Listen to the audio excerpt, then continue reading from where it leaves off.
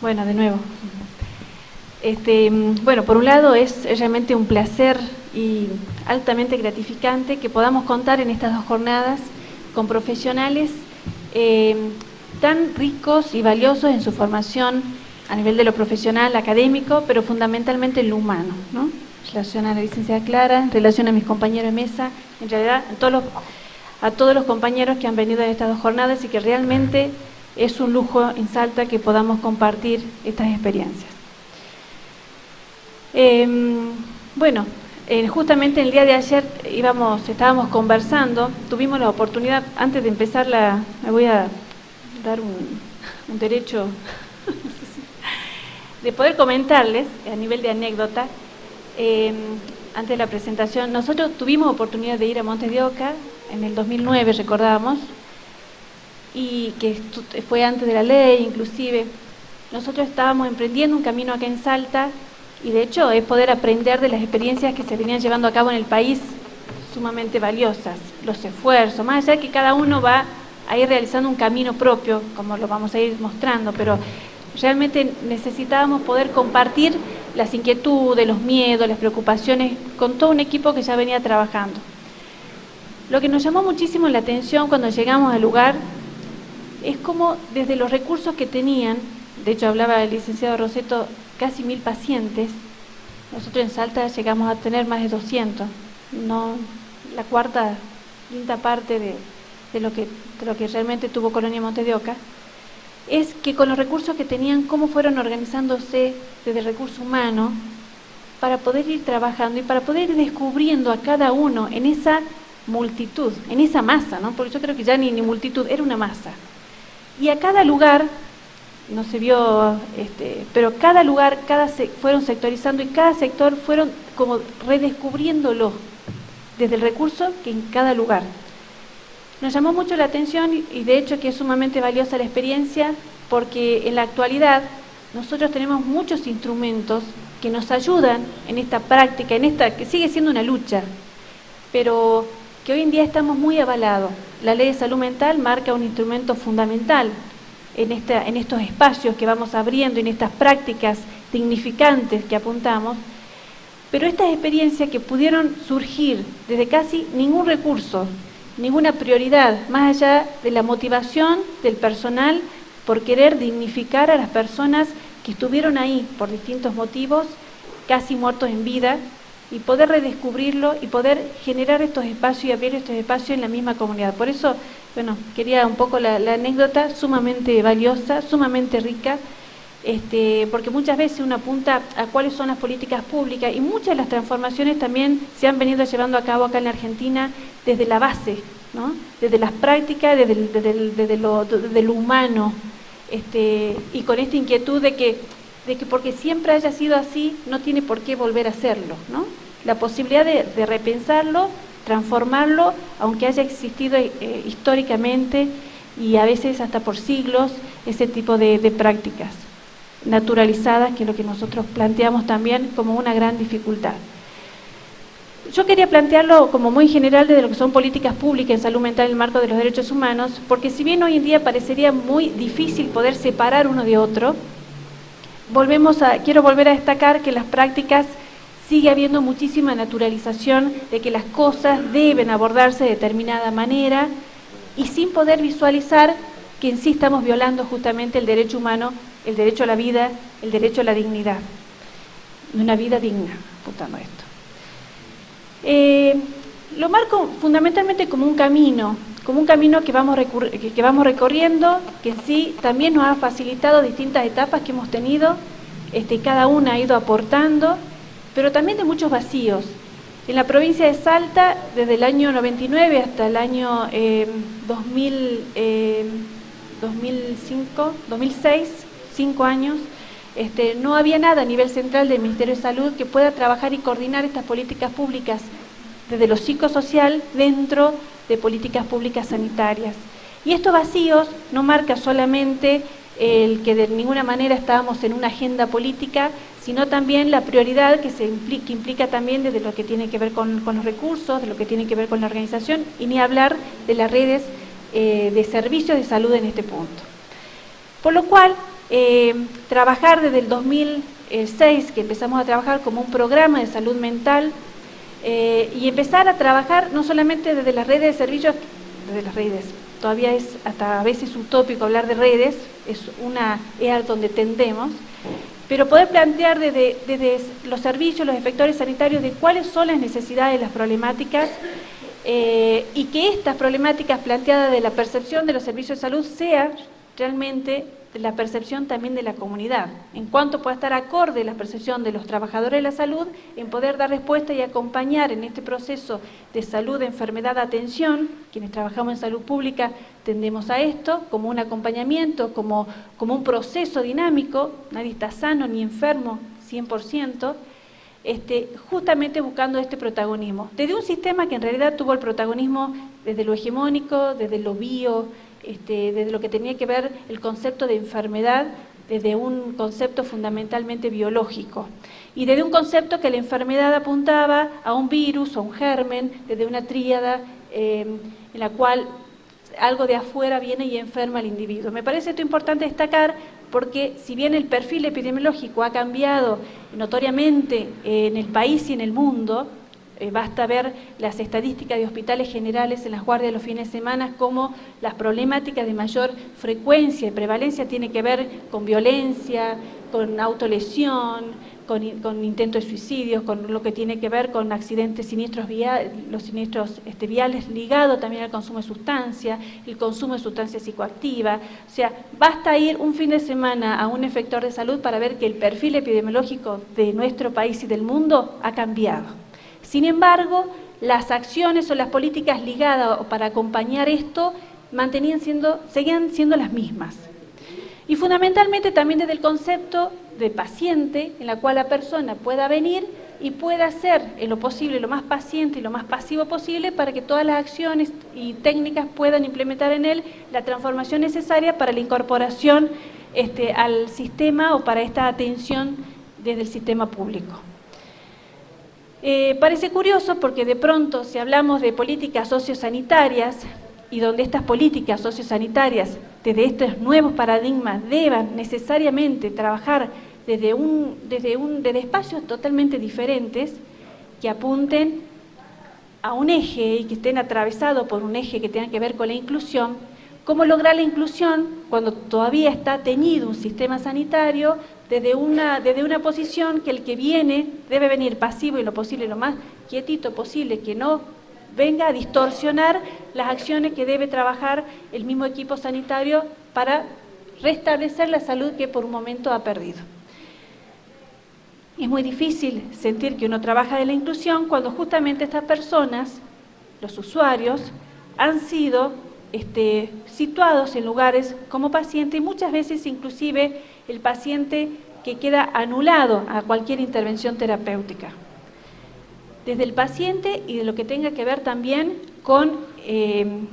los grupos, tal cual se destacó estos grupos o estos colectivos que han sido históricamente también postergados, ¿no? Denegados y estigmatizados. Nosotros empezar a trabajar en esto fue empezar a ver que había dos áreas sumamente que atendían o que requerían una intervención en lo posible inmediata, que tenía que ver de la preocupación en relación al consumo de sustancias psicoactivas, muy generalizado, no porque no haya existido antes, sino porque a nivel del sistema de salud pública fue bastante breve en cuanto se lo toma realmente como un problema de salud pública, y esto fue también recomendado por la Organización Mundial de la Salud, la cual esto deja de ser un tema aislado, de ser un tema de salud aislado, y pasa a ser un tema de la salud pública, como el suicidio también, por ejemplo. La droga es un problema de todos, pone en manifiesto también que los significantes, que las interpretaciones, que las relaciones en este fenómeno también son sumamente diferentes.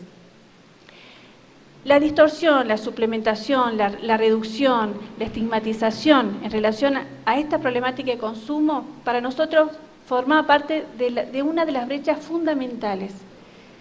La Organización Mundial de la Salud establece que del 100% de una población que padece consumo de sustancia, 3/4 parte no consulta el sistema sanitario, Y la cuarta parte lo hace después de un gran periodo de deterioro. Creo que cuanto mínimo poder cuestionarnos cuáles son los motivos, realmente ameritaba un trabajo también institucional. Tomando en relación a estos estereotipos y la estigmatización que hay en relación a estas problemáticas de Goffman, me interesa marcar cómo a partir de unas características se responde con una diferencia indeseable, ¿no? La sociedad conceptúa el estigma en función de lo que constituye la diferencia o la desviación y aplica reglas o castigos que conducen a una suerte de identidad deteriorada en el individuo en cuestión. Algo que hay que como arreglar, restablecer y devolverlo a la sociedad.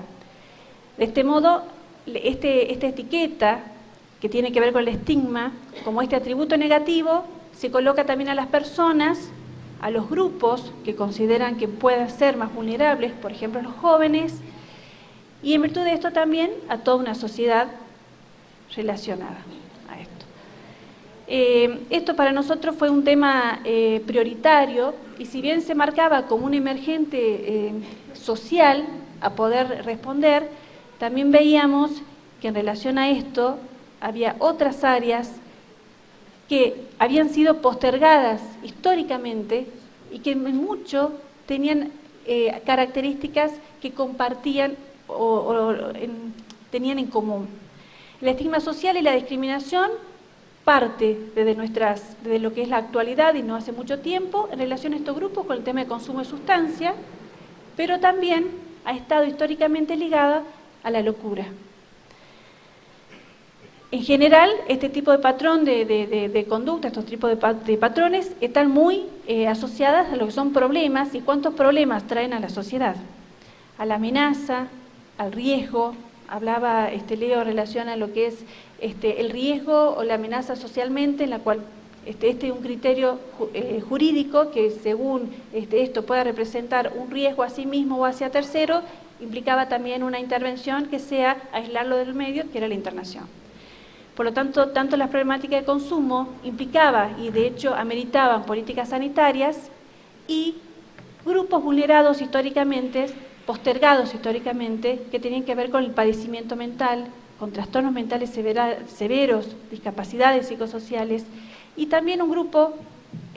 un sector que queda todavía a poder seguir trabajando, lo hablamos también con Leo, los llamados inimputables, ¿no? En relación al tema de consumo de sustancias, realmente trabajarlo, que se pueda apoyar y sea incluida en toda una red sanitaria donde nos podamos apoyar en una estructura sociosanitaria, implicaba, por un lado, generar servicios que no existían y por otro lado que el poder generar esta oferta de servicios estén incluidas en un sistema sanitario y no generar comunidades terapéuticas como ya lo habían sido en otras etapas, en otros momentos históricos, donde al comienzo eran liderados por personas que eran consumidores anteriormente y que a partir de ahí podían ayudar en esto. De hecho, esto marca un desafío más allá en la provincia de ya estar trabajando más de 5 años con esta red de servicios, marca un desafío constante en cómo incluir e incorporar esta red dentro del sistema sanitario. Hasta hace muy poco nosotros, si bien se venía trabajando que estos son instrumentos en la cual cualquier tipo de atención en problemática de consumo, sea desde el primer nivel de atención, atravesado por lo que es la atención primaria de la salud, aún continúan ciertos interrogantes de por qué esto tiene que ser acá y no es el lugar adecuado, debería ser en otro lado. Más allá de eso, desde la provincia seguimos avanzando en acondicionar las estructuras también, tanto que tengan que ver desde lo edilicio, que permita también, esto parece muy básico cuando hablando de derechos humanos, pero que de pronto una persona con una problemática de consumo que necesite una desintoxicación sea asistida en un lugar donde no hay estufas a 3, 4 grados bajo cero, donde las sillas son durísimas, donde, o sea, se le da todas las condiciones que de hecho, más allá de hacer una atención, son sumamente expulsivas, justamente hace que podamos ver por qué la 3/4 de la población no accede al sistema sanitario. Y por otro lado, lo que implicaba como generar dispositivos de externación alternativos que permitan a personas, a estos grupos que habían sido vulnerados históricamente, 30, 40 y 50 años de institucionalización, les permita también y nos permita acompañarlos a poder desarrollar una vida en la comunidad. En función de eso, una primera acción que tuvimos en la provincia, no sin dificultades, fue el pasar lo que era el hospital de día, que era un lugar dentro del Hospital Ragone, que es el hospital monovalente de la provincia, estaba totalmente incluido en el centro del hospital. Era curioso, era un hospital de día, pero estaba era el centro, el corazón del hospital, y a partir de ahí poder transformarlo como un centro de apoyo psicosocial, como un centro dentro de la comunidad, donde a partir de acá también puede haber actividades culturales, deportivas, artísticas, sociales, que le permita también a las personas tener este acompañamiento durante el día sin dejar de seguir desarrollando estos vínculos sociales con las familias o en el barrio. Y por otro lado, el ex pabellón del imputable, que esto partió también de un convenio que realizamos dentro de la provincia con el sector de seguridad, donde un sector que había sido de por siempre abordado más allá de que no puede ser punible por motivo de salud, sin embargo, este grupo jamás había tenido una atención sanitaria. Sin embargo, no podía estar en la cárcel, estaba fuera de la cárcel, en la esquina de lo que es el hospital monovalente, pero no tenía ningún tipo de atención sanitaria porque se consideraba una población dentro del Ministerio de Seguridad. Sin embargo, tampoco podía ser considerada una población dentro de seguridad porque no podía ser carcelario, pero tampoco tenía la atención sanitaria. A partir de acá, hace 4 o 5 años, empezamos a trabajar en sí lo que corresponde desde el derecho a la salud, independientemente del contexto o el entorno en el cual nos encontremos, empezar con que los servicios de salud estén incluidos. Si las personas están en contexto de encierro, pueda estar salud en contexto de encierro y poder acompañar los procesos donde las personas y los grupos están y se desenvuelven.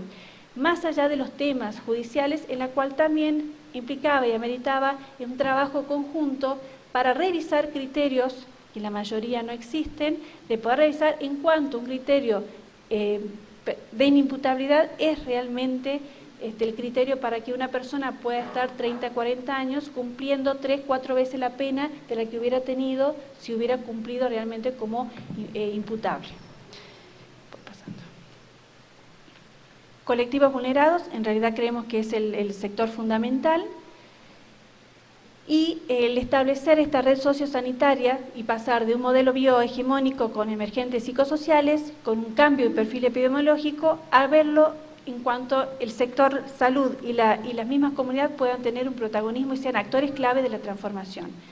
La Ley Nacional de Salud Mental para nosotros fue sumamente importante y dio un empuje. Habíamos empezado a trabajar con la justicia en protocolos de actuación y de intervención antes de la ley, pero la posibilidad de tener esta ley, la reglamentación que fue en junio de este año, posibilitó y fortaleció el trabajo que se venía abriendo, avalando en sí de que las acciones que forman parte de los trabajadores de la salud sea efectivamente evaluado y trabajado el sistema de salud y no con criterios de quienes trabajan a nivel jurídico y deben desarrollar un rol diferente a quienes trabajamos en salud. De todos modos, algo que iría remarcar también en ¿por qué dimos un rol tan importante a la justicia? Creo que también en muchos de quienes trabajamos en salud y la imposibilidad de dar respuesta posibilitó que le demos un rol protagonista a un sector que en realidad debería amparar y garantizar que estos derechos puedan cumplirse y no estar en un lugar en cual deba internarse a tal paciente porque no recibe una atención, por ejemplo, ¿no? Reconocer al sujeto como derecho y fundamentalmente como habilidades y capacidad. No lo voy a mencionar ya que lo estuvo trabajando Leo. El derecho al consentimiento informado para nosotros es marcarlo porque en realidad si la información parece un derecho fundamental, pero efectivamente no contamos con ella y mucho menos una persona que deba tener una atención en un servicio de salud en la cual pueda realmente elegir o pueda disponer de cuáles son los recursos que tiene desde el Estado para poder acompañarlo en una situación especial. los derechos de las internaciones. De hecho, que para la ley, más allá de que las internaciones sí está prevista, tiene un uso restrictivo, por lo cual no es que no se pueden internar, sino que estas internaciones deban ser sumamente en una situación extrema y con el menor tiempo posible. Para nosotros lo fundamental, creemos que si no se puede hablar de un trabajo extramuro, si no empezamos por romper los muros internos que nos permitan ver la realidad y saber que si bien por años o por siglos se pudo haber conceptualizado de determinada manera e intervenir de alguna manera, esto necesariamente implica una revisión, implica romper con estos muros para que esto pueda realmente visualizarse en una práctica que sea acorde a los derechos humanos. Y para terminar, Cohen y Graciela Natella, que también han sido pioneros importantes en nuestro país en relación a este proceso de desmanicomialización, de desinstitucionalización, me pareció muy importante cerrar con una frase de Graciela y de Hugo, que apunta a la mayor parte de las personas tienen capacidades para ayudarse a sí mismas y para ayudar a otros, si se las favorece, sostiene y acompaña con información, capacitación y seguimiento, y si se generan contextos de libertad y solidaridad.